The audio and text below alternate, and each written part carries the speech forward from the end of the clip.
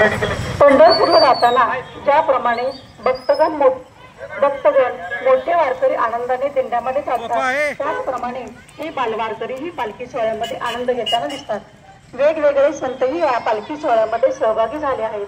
सर्व संतांच्या दिंड्या एकत्र येऊन गुण्या गोविंदाने एकत्र चालल्या आहेत असे वाटते। या पालखी सोहळ्याचा उद्देश असा आहे की मुलांचा शैक्षणिक बौद्धिक विकासाबरोबरच आध्यात्मिक विकास व्हावा।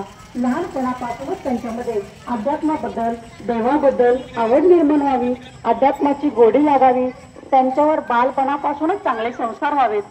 दरवर्षी आपण हा बालवारकऱ्यांचा पालखी सोहळा हा संत तुकाराम महाराजांची पालखी त्रिपूरमध्ये येण्याच्या आधीच्या दिवशी घेतो।